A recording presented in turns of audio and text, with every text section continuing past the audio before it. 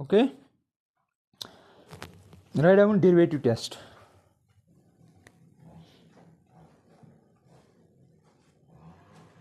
Derivative test to check whether the function is increasing or decreasing. ठीक है, यहाँ पे देखो जो मैं लिखूंगा ना वो मुकम्मल देख, मैं लिखूंगा let F be continuous, continuous समझ रहे हो, continuous on closed interval A B. Closed का मतलब वो सारे points from A to B including A and B. Continuous समझ रहे हो, अगर इसका ग्राफ देखेंगे विदाउट एनी ब्रेक, वो बताया था ना मैं कंटिन्यूटी में तो रियली डिस्कस किया है। अभी continuous on this and differentiable, important word differentiable, लेकिन on open interval A B, on a open interval, important on open interval, you can not include A and B. ठीक है, open interval रखना जरूरी है differentiability के लिए। Let A B continuous on close interval, differentiable on open interval A B. Then number 1, if f dash of x is greater than 0 for all x belongs to closed interval AB, right? For all points in the closed interval,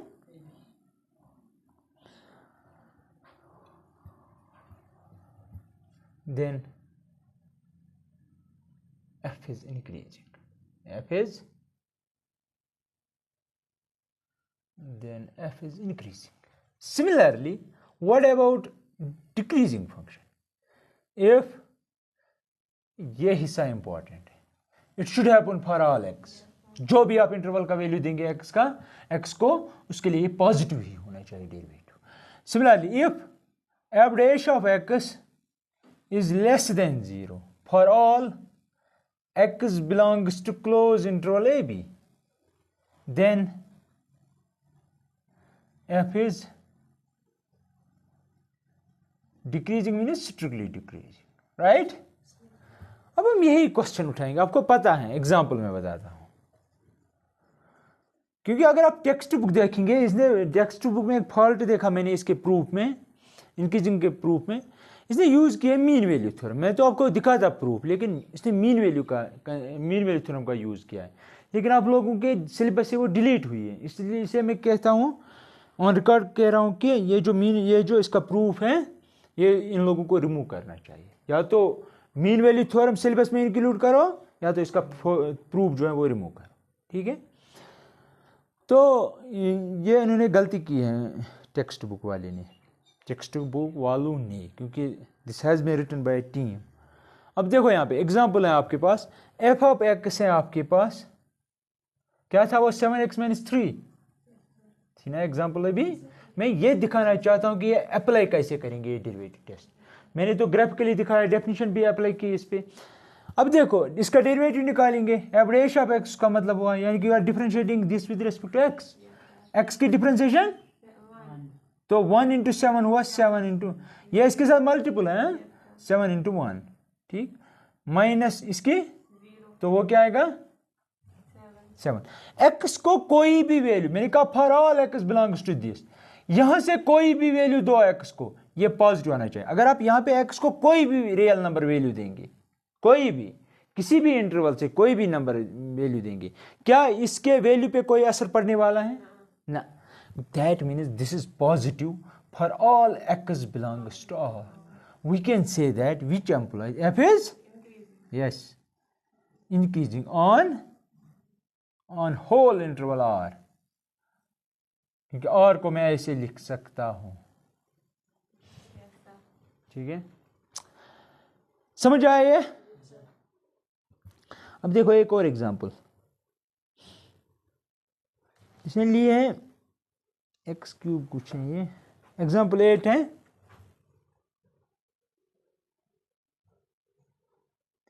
example 8 क्यों पता है ये कहाँ पे use होता है, ये increasing decreasing.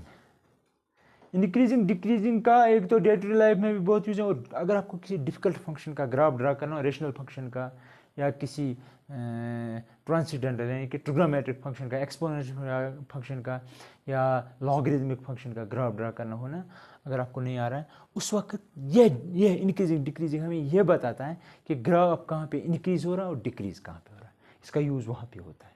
ठीक है, आप ये मत सोचना कि इसकी एप्लीकेशन तो होगी ही नहीं, ये कहाँ पे यूज़ होगा, इसका होता है। ठीक है, अब और एक जगह ये यूज़ होता है, अगर आपको पॉलिनॉमियल, हायर डिग्री पॉलिनॉमियल के रूट्स अगर निकालने हो ना, कितने रियल रूट्स हैं, 1 हैं 2 हैं, वहाँ पे भी एक कभी कभार यूज़ होते हैं। ये कौन सा, इंक्रीजिंग एंड डिक्रीजिंग फंक्शन का कंसेप्ट खास कर ये लगता है डेरिवेटिव टेस्ट। याद रखना, डेरिवेटिव टेस्ट आप तब यूज करेंगे, याद रखना डेफिनेशन कहाँ पे यूज करेंगे और डेरिवेटिव टेस्ट कहाँ पे। डेरिवेटिव टेस्ट तब यूज कर सकते हो अगर आपकी फंक्शन डिफरेंशिएबल हो, वो स्मूथ हो। अगर डिफरेंशिएबल नहीं है, ग्रेटिशियर फंक्शन है, उसको नहीं कर सकते हैं, यह बात याद रखना है, वहाँ पे डेफिनेशन आपको अप्लाई करनी पड़ेगी। तो यहाँ पे देखो एग्जाम्पल 8 कह रहा है आपके पास है function F of x is equal to X cube minus thrice X square plus इसने लिखा है बस हाँ प्लस 4x प्लस और इसका डोमेन जो है वो सारा आर है। यह है ना पॉलिनॉमियल ऑफ डिग्री 3। आपको ये दिखाना है कि ये इंक्रीज हो रही है कि डिक्रीज हो रही है। फॉर एग्जाम्पल इसका ग्राफ ड्रा करना है, आपको डिफिकल्टी आएगी, लेकिन इंक्रीजिंग और डिक्रीजिंग आपको हेल्प करेगा कि ये कहाँ से कहाँ तक इंक्रीज हो रहा है, कहाँ से कहाँ तक डिक्रीज हो रहा है। ठीक है, तो याद रखना as a whole application of derivative जो है चैप्टर, इसकी मदद से हम फंक्शंस का ग्राफ ड्रा करते हैं, कोई भी फंक्शन हो आपके पास। अब यहाँ पे देखो, सबसे पहले हम डेरिवेटिव निकालेंगे। ठीक, क्या आएगा, thrice X square minus 6x plus 4। ठीक है, अब मसला है कि कहां पे ये इंक्रीज होगा और डिक्रीज कहां पे होगा, समझ रहे मेरी बात। इस केस में हम क्या करेंगे, इस केस में क्योंकि यहाँ पे इजी था, हमें इजी पता चला कि अगर x को कोई भी वैल्यू देंगे इस पे फर्क नहीं पड़ेगा, ऑलवेज पॉजिटिव ही है। अब देखो अगर हम x को 0 देंगे ये बनेगा 4 इज पॉजिटिव, और x को मैंने 0 दिया फ्रॉम r। अगर आप x को 1 देंगे ये बनेगा 3 4 3 7 में से 6 निकालो तो 1 फिर से पॉजिटिव बन रहा है। अगर हम -1 देंगे ये क्या बनेगा, +6 और +4 और +10, यहाँ पे आएगा +3 तो हो गया फिर से, ठीक है, पॉजिटिव। अगर आप नेगेटिव कोई भी देंगे ये फिर से पॉजिटिव ही बन रहा है। क्यों, नेगेटिव जब यहाँ पे देंगे वो इसको पॉजिटिव बनाएगा, लेकिन जब नेगेटिव यहाँ पे देगा स्क्वायर इसको पॉजिटिव बनाएगा, और यहाँ पे तो पॉजिटिव है ही। अगर और कोई पॉजिटिव नंबर दे सकते हैं जहाँ पे ये नेगेटिव बन सकता है, हाँ कोई पॉजिटिव, अगर ये नेगेटिव बनेगा तो पॉजिटिव पे ही बन सकता है। बोलो,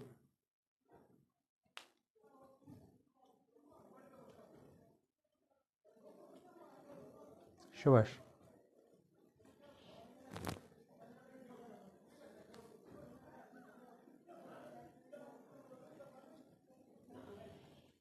अब हम ऐसे नहीं बता सकते, क्या पता हमारे पास अनकाउंटेबल इन्फिनिट रियल नंबर्स हैं, नेगेटिव तो पता है उनके लिए पॉजिटिव बनेगा, लेकिन अब पॉजिटिव के लिए क्योंकि हमारा डोमेन आर है, जहां पे एक्स लाई करेगा उसी पे काम करना है, उससे बाहर काम नहीं करना है।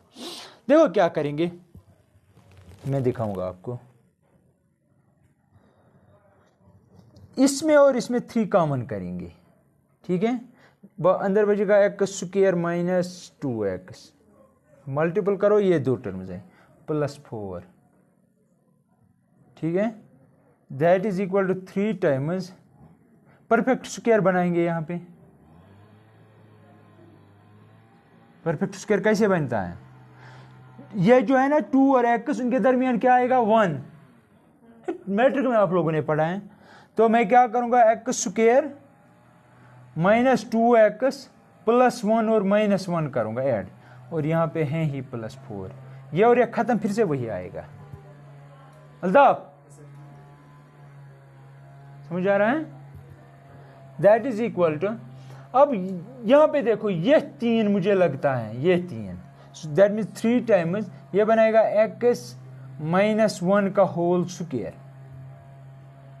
खोलो x square +1 -2x, x square plus 1 minus 2x।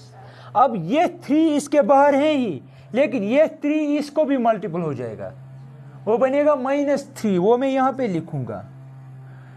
4 यहां पे है, वो भी लिखूंगा। समझ आया? दैट इज इक्वल टू, अब देखो यहां पे, that is equal to 3 times x minus 1 का होल स्क्वायर। यहां से ये काटो तो +1 बच जाएगा। अब बोलो क्या कहते हो? अब सोचो, क्या ये क्वांटिटी में लिख सकता हूं this is always greater than 0 of x को कोई भी वैल्यू दो? क्या मैं अब लिख सकता हूं? हाँ, याद रखना स्क्वायर की प्रॉपर्टी है। स्क्वायर फंक्शन है ना, यहां पे स्क्वायर का रोल ये होता है, ये नेगेटिव को खत्म करता है। हाँ, ये हिस्सा 0 बन सकता है कब? अगर x को 1 देंगे वैल्यू, ये 0 बनेगा, लेकिन बाहर है ना 1, फिर भी पॉजिटिव ही बनेगा। दैट मीन्स आप ये लिखना, this quantity x minus 1 whole square always greater और इक्वल टू 0। तो मैं लिखूंगा यहां पे बिकॉज x माइनस 1 का होल स्क्वायर तो ऑलवेज ग्रेटर और इक्वल टू 0। अगर ये है, इसमें कोई शक, कोई भी x को वैल्यू दो, ज्यादा से ज्यादा 0 बनेगा, उससे नीचे नहीं जाए क्योंकि स्क्वायर ऊपर है। लेकिन आपको मल्टीपल क्या करना है?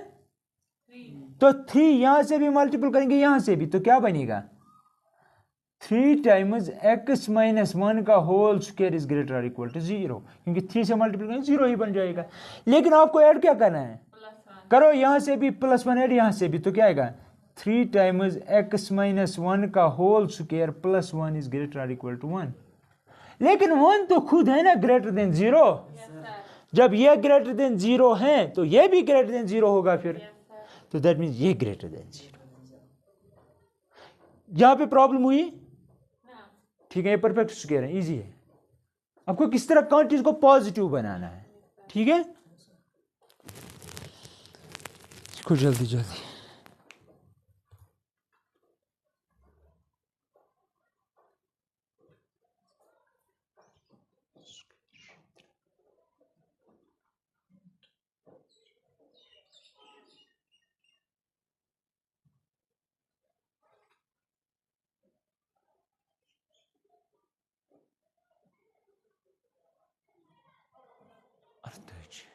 माइनस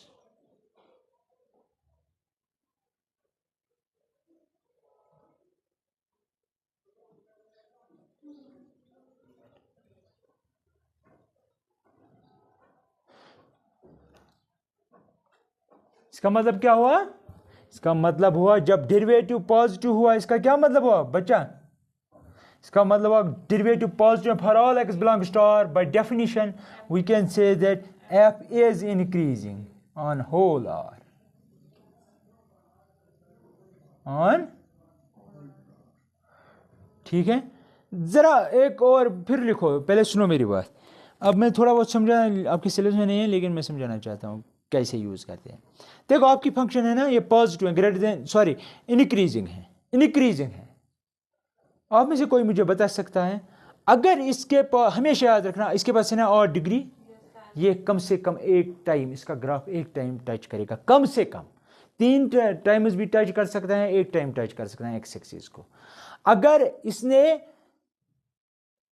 क्या कह रहा हूं मैं,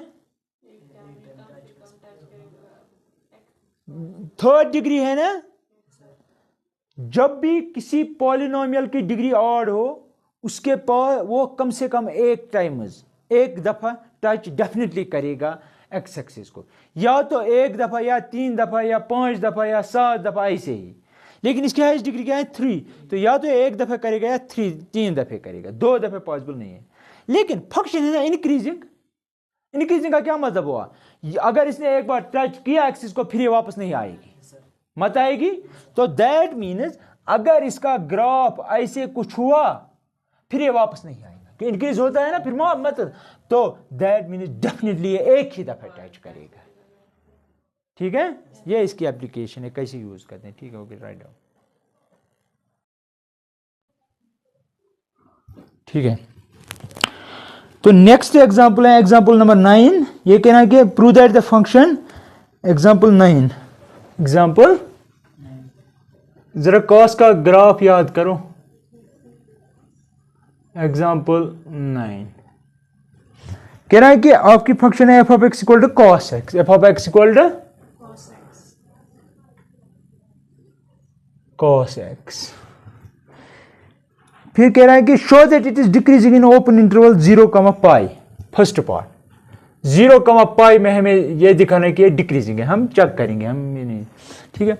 अब देखो अगर हम ऐसे ग्राफिकली भी देखेंगे, याद है आपको ग्राफ 0 पे हाईएस्ट वैल्यू यही है ना, तो हमें 0 से लेके पाई तक, लेकिन ओपन इंटरवल, तो ये 0 है यहां पे, तो पाई तो कहां पे होगा, यहां पे होगा। क्यों? बिकॉज कॉस एन पाई जो होता है वो होता है बराबर -1 रेज पर एन। मैंने बताया आपको, आप क्यों नहीं रखते यार, कॉस एन पाई। तो अगर 1 देंगे तो कॉस पाई क्या बनेगा, अगर यहां पे 1 यहां पे 1, -1 बनेगा, है ना। अगर एन इवन देंगे, 2 देंगे, 4 देंगे, 0 देंगे, तो ये +1 बन जाएगा। ये क्या कह रहा है, 0 से पाई तक, 0 पे इसका वैल्यू हाईएस्ट है, पाई पे इसका वैल्यू लोवेस्ट है, -1, ठीक है। तो ये है -1 वैल्यू, सॉरी पाई, ठीक है। अब देखो यहां पे आपको यहां से लेकर यहां तक बताना है फंक्शन का क्या नेचर है, क्या ये इंक्रीज हो रही है कि डिक्रीज हो रही है।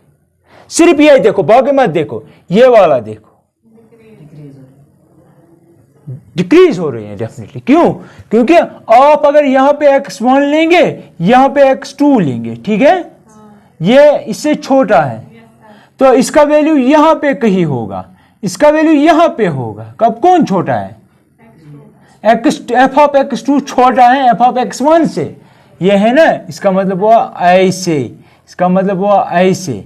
तो that means this is F of x1, this is your F of x2। बड़ा कौन है here, F of x2 is less then F of x1, लेकिन हमने लिया क्या था, x1 लेस देन x2, निकला F of x2 is less than, तो that means function is decreasing by definition, ठीक है। अब हम डेरिवेटिव टेस्ट अप्लाई करेंगे, ये तो एक है डेफिनेशन।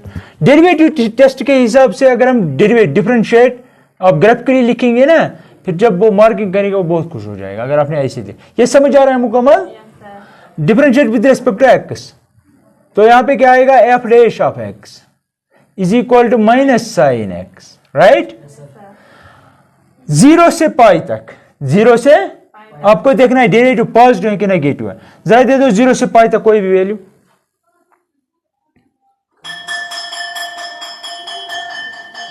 अब अगर आपको समझ नहीं आ रहा है तो आप साइन का ग्राफ ड्रा करो। किसका ग्राफ ड्रा करो, साइन का ग्राफ, 0 से पाई तक। लेकिन 0 पे इसका वैल्यू 0 होता है, पाई पे भी 0 होता है, बहुत समझना।